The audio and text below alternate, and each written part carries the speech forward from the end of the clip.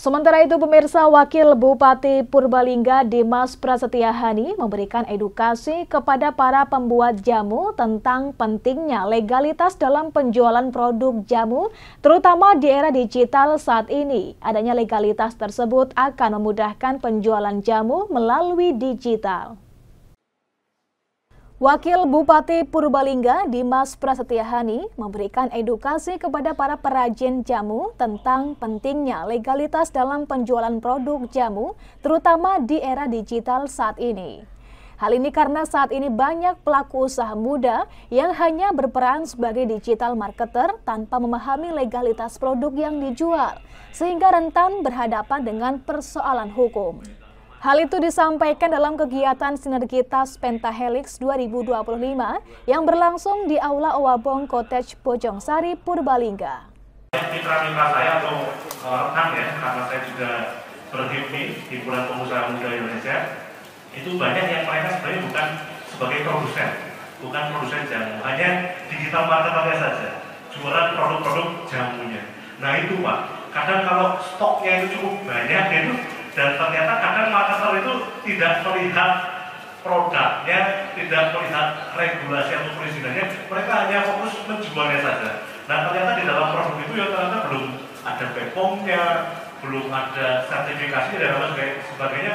Akhirnya berurusan dengan perizinan, baik itu mungkin kena tindak dari kementerian ataupun dari dinas yang terkait di tingkatan kabupaten atau kadang APH-nya.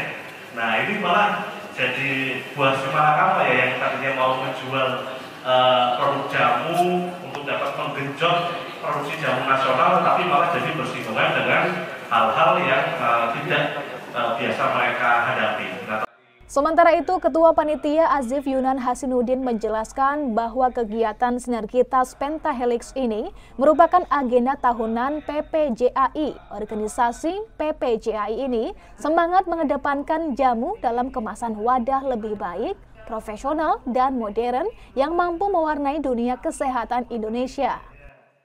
PPJAI adalah perkumpulan pelaku jamu alami Indonesia, di mana organisasi ini didirikan dengan dasar atau landasan semangat bagaimana mengedepankan jamu dalam kemasan, dalam wajah yang jauh lebih baik, profesional, modern, dan mampu mewarnai dunia kesehatan sebagai alternatif pilihan utama bahkan bagi dunia kesehatan atau dunia medis di Indonesia.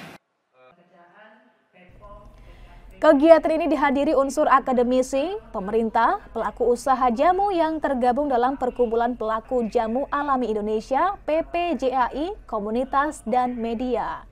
Acara ini juga difasilitasi izin edar BPOM dan diikuti 20 perusahaan jamu. Dialog interaktif menjadi inti kegiatan dengan membahas potensi jamu sebagai warisan budaya tak benda WBTP yang bernilai ekonomi tinggi.